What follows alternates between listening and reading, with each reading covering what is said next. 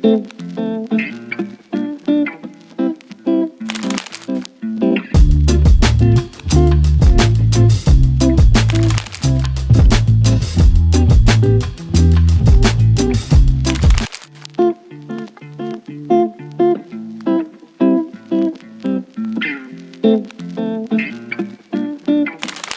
ini di film ini tuh sebagai anak pindahan dari Jakarta sebenarnya ke Jogja.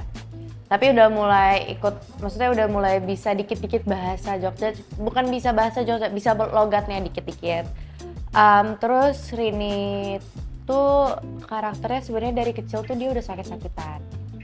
Kayak dia tuh tipikal yang lemah, terus tipikal yang kayak kakak-kakak kelasnya atau enggak orang tuanya tuh yang lebih kayak aduh gitu loh, kayak ngerasa kayak kebebanin gitu sama Rini. Cuman makanya akhirnya Rini berusaha untuk memberanikan diri, menguatkan diri untuk ikut kemah gitu. Padahal awalnya nggak dibolehin.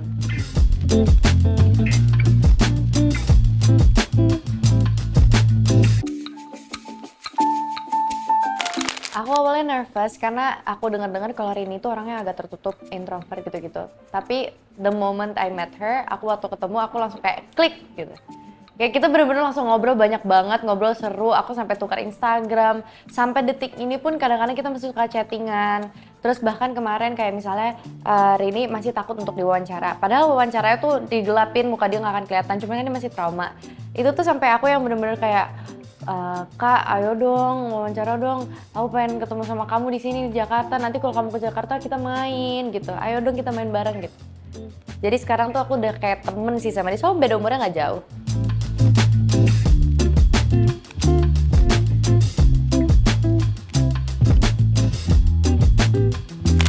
Enggak. Aku baru dikasih tahu mau ketemu di hari H. Baru dikasih tahu kita siang ini ketemu gitu. Terus ya udah pas ketemu langsung kayak enak aja ngobrol kayak sama temen. Terus kayak bener-bener apa ya, ngerasa klik aja gitu aku sama dia, kayak cocok lah.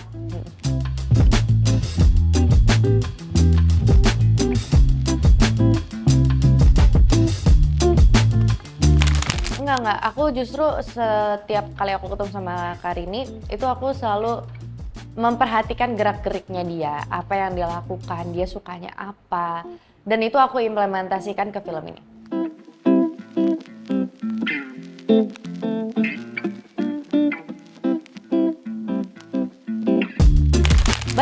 Banyak.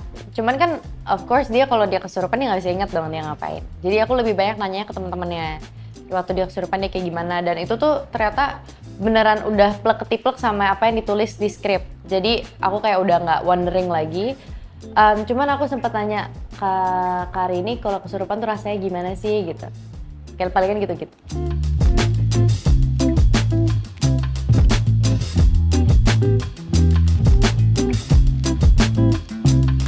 Aku sih banyak diajarinnya waktu reading ya, apalagi sama Bu Gita. Bu Gita tuh sutradara yang sangat amat detail dengan hal terkecil kayak even raut muka kita, kalau misalnya di adegan apa raut muka kita kayak terlalu gini gitu.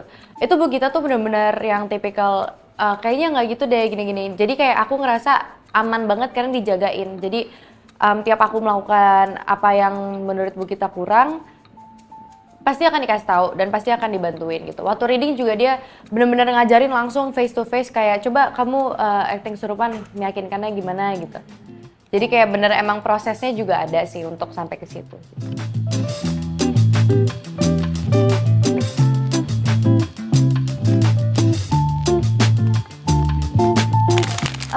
No, cuman aku justru ngerasa kesurupan paling enak di antara semua yang lain.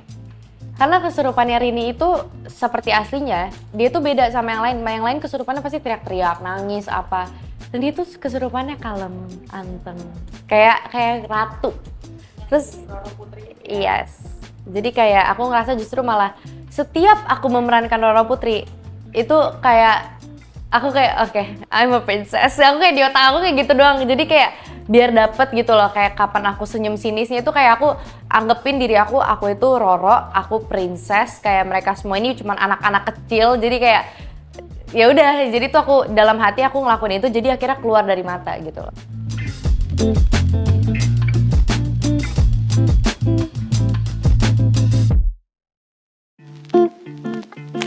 Lumayan, jadi Rini itu kan karakternya sebenarnya sama Roro tuh beda banget, tapi nggak beda juga. Jadi kayak Rini tuh tipikal yang pendiam, lemah, lemes. Kalau Roro nggak, tapi dia diem juga. Tapi bedanya raut mukanya. Kalau Rini itu udah pasti yang kayak ya kayak kita sekarang kayak bengong, kayak dia tuh lebih sering yang kayak tatapan matanya tuh ya udah kayak kosong gitu. Tapi kalau misalnya Roro itu tatapan matanya tuh udah lebih yang tajam, lebih yang fierce, lebih yang kayak raut wajahnya tuh beda lah gitu.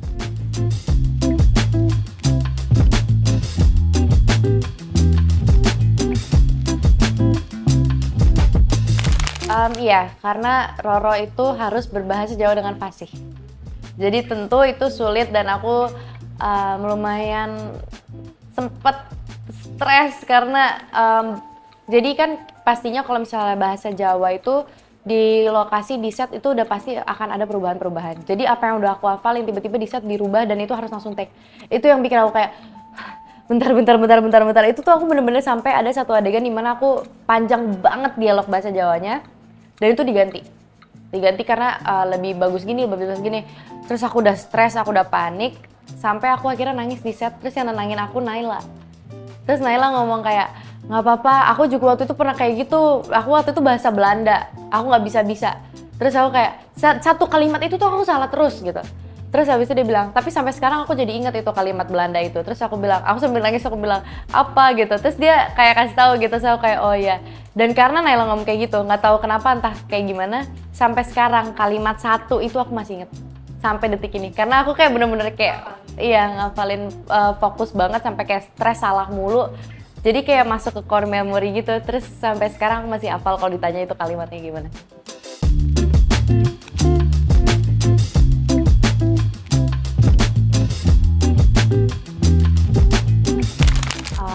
Berapa ya? 4, 3. Sebenarnya retake itu nggak murni semuanya gara-gara kesalahan aku. Maksudnya kayak ada aja tiba-tiba lampu atau aja tiba-tiba ada apa yang lewat gitu-gitu.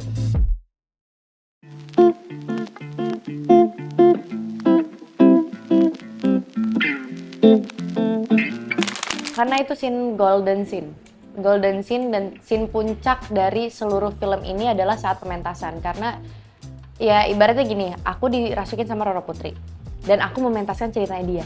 Gimana tuh jadinya? Kan pasti gong banget dong gitu. Gitu sih.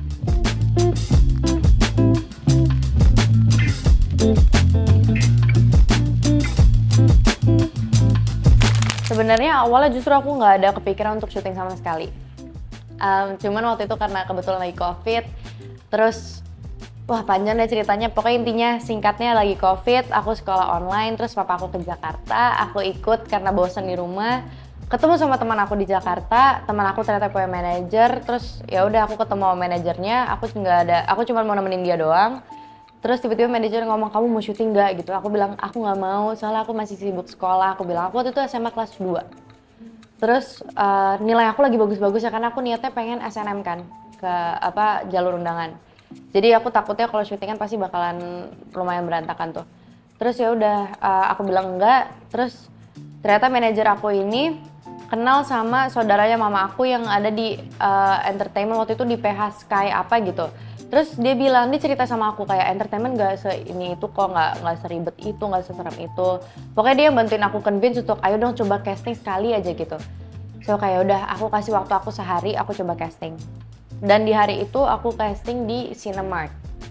Di Cinemark tuh aku awalnya casting cuman buat kayak apa sih biasanya mereka bikin buat profile doang gitu kan. Nah tapi di depan tuh lagi ada yang screen test ternyata dan aku nggak tahu screen test tuh apa kan. Terus ya udah aku setelah aku casting profile aku ngelewatin terus aku turun ke bawah. Di bawah aku nungguin temen aku yang lagi screen test juga. Lagi casting. Terus habis itu tiba-tiba satpamnya marahin aku gara-gara dia bilang kamu maskernya mana gitu. Aku kayak ketinggalan Pak di atas. Ambil gitu kan, jangan nggak pakai masker. Waktu itu kan lagi ribet-ribet ya kan. So udah aku naik ke atas. Nah aku pas naik ke atas itu ternyata sutradara yang lagi nge-screen test judul yang mau tayang itu ngeliat aku. Terus dia bilang aku mau dong coba dia untuk jadi karakter ini, adiknya pemeran utama, adiknya Zoe. Terus aku kayak aku disuruh casting lagi, perasaan tadi habis casting aku bilang gitu. Iya ini kenalin ini sutradaranya, ini mereka mau jalan judul, coba kamu cobain aja gitu. Terus Astradanya datang samperin aku bilang gini, Dek, sebenarnya ini karakternya udah ada. Dia karakternya tuh umur 10 tahun gitu-gitu. Cuman nggak tahu kenapa ini sutradaranya pengen coba kamu gitu. Ini aku kasih 5 skrip ya, 4 skrip yang kayak buat nangis, buat happy, buat marah, buat gitu kan. Aku coba-cobain lah. Yang seneng oke lah, oke bisa deh, yang marah bisa, yang takut bisa. Pas nangis, aku nggak pernah bisa acting nangis. Maksudnya aku nggak pernah acting sebelumnya kan, nggak pernah ikut kelas acting atau apapun itu. Terus aku cuman kayak, aduh ini gimana ya. Aku coba denger lagu sih, nggak bisa. Aku coba ini nggak bisa. Akhirnya aku lari ke kamar mandi, terus aku cuma berdoa, Tuhan kalau misalnya ini jalannya, please help me. Terus habis itu aku keluar, terus ditanya, kamu udah siap? Terus aku kayak, siap. Padahal aku nggak bisa. Aku udah nggak siap sama sekali, aku nggak ngerasain sedih. Terus yaudah coba latihan dulu. Astradanya langsung ngomong sama aku, latihan dulu. Latihan, tiba-tiba aku sambil dialog, tiba-tiba tes, aku nangis. Terus langsung, stop, kamera, langsung rolling aja. Jadi setengahnya itu udah selesai aku dialogin tapi lanjut. Terus dia langsung kayak, oke, kamu langsung syuting ya. Setelah itu aku syuting, ceritanya sampai diubah gara-gara harusnya yang memerankan aku itu umur 10 tahun. Tapi kan aku waktu itu umur 16, jadi teenager. Ceritanya diganti, terus minggu depannya langsung berangkat ke Bromo, langsung syuting promo, langsung tayang 800 episode. Terus sebelum 800 episode itu kelar, aku udah dipanggil lagi untuk main ke sinetron selanjutnya dan langsung jadi PU. Jadi benar-benar jalannya tuh menurut aku emang jalan Tuhan. Dan aku sama sekali gak bilang kalau jalan aku itu gampang, karena di judul pertama aku itu banyak banget hal yang aku ngerasa, oke, Tuhan aku ngerti. Tuhan emang mungkin ngasih buat ini cepat buat aku, tapi cepat belum tentu berarti semuanya berjalan dengan lancar gitu. Jadi kayak ada orang yang bilang, jadi dibilangin gini, kamu tuh terlalu cepat naiknya. Kamu dari sinetron pertama langsung jadi PU, kamu nggak akan lama di entertainment. Banyak banget yang ngomong kayak gitu sama aku. Bahkan waktu di sinetron di sinetron pertama aku dibilang aku artis kelas C. Aku bukan artis kelas A, terus dibilang aku nggak bakal jadi apa-apa. Kayak gitu-gitu tuh banyak banget, dan aku kayak, aku ngerasa Tuhan naruh aku di situ. Emang cepet prosesnya, tapi tantangannya tuh lebih daripada yang udah lama. Ngerti gak sih gitu? Kayak yang lama tapi slowly but sure gitu. Aku cepet tapi kayak gedubrak gitu. Terus emang dari dulu aku impiannya pengen film.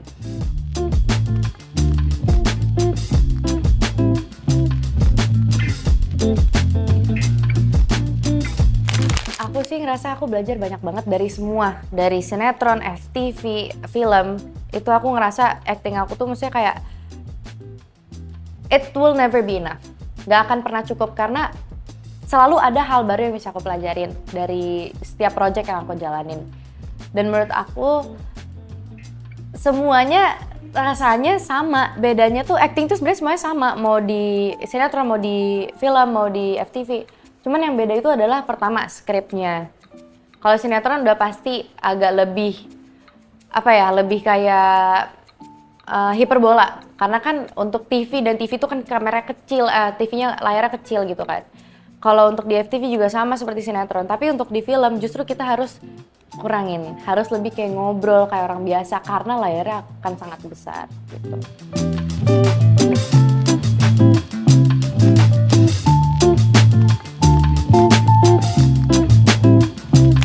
Kalau misalnya dibilang enggak sih, berarti aku bohong ya. Maksudnya kayak I'm just human, dan saat itu aku masih umur 16 tahun. Digituin depan mata aku sama pemain senior tuh rasanya sakit banget. Tapi aku ngerasa mungkin ini yang aku harus lewatin, karena kalau aku nggak ngelewatin kayak gini, aku nggak akan bisa kuat mental, aku nggak akan jadi siapa-siapa. Maksudnya kayak dengan waktu aku yang singkat, tapi orang-orang lebih jahat, itu mungkin kayak emang menggantikan, maksudnya Tuhan adil lah. Mungkin yang waktunya memang panjang dari awal, tapi tuh jalannya tuh mulus, pelan tapi naik. Jadi aku ngerasa aku terima aja, terus aku malah kayak, itu emang bensin aku untuk ngebut.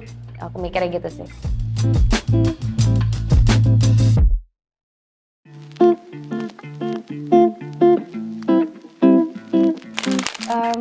Beban tentu, karena takut.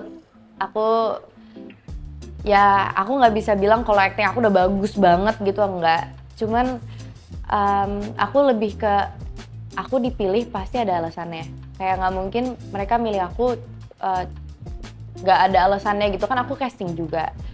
Jadi aku pastinya akan mempergunakan kepercayaan mereka, mempergunakan secara baik, terus kayak trying to live up ekspektasinya mereka gitu-gitu. Itu yang bebannya menurut aku ya. Maksudnya kayak bukan beban yang bikin aku kesel gitu enggak, cuman kayak itu yang harus aku lewatin. Bangga tentu, of course, I am proud, dan aku yang pastinya sih sangat amat bersyukur sih.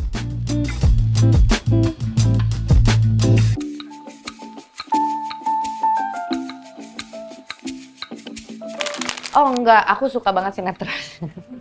Maksudnya aku nggak pernah yang tipikal membeda-bedakan gitu lagi. Cuman aku kayak, menurut aku dua-duanya sama-sama lapangan pekerjaan. Bedanya treatmentnya aja, kameranya dan waktunya, lamaan mananya. Cuman aku pasti akan tetap ngelihat karakternya. Kayak misalnya sekarang aku kan masih muda, kalau aku karakternya udah hamil atau punya anak kan agak-agak gimana ya gitu. Jadi atau enggak aku ditawarin film bagus banget tapi ada adegan ranjang gitu-gitu, aku belum berani.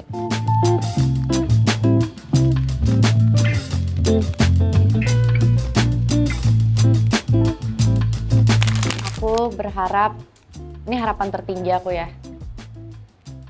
aku pengen ke Hollywood. Main di film Hollywood. Iya, main di film Hollywood. Terus aku pengen aku pengen nyobain semua karakter yang ada di luar sana, dan yang pasti aku pengen semua orang lihat kalau aku tuh bukan ngelakuin ini sendiri. Ada Tuhan di belakang aku. So it's not me. Kalau misalnya kalian ngeliat aku actingnya bagus, atau kalian ngeliat aku di film ini bagus, atau filmnya naik, itu bukan karena aku, bukan karena PH, itu karena my God.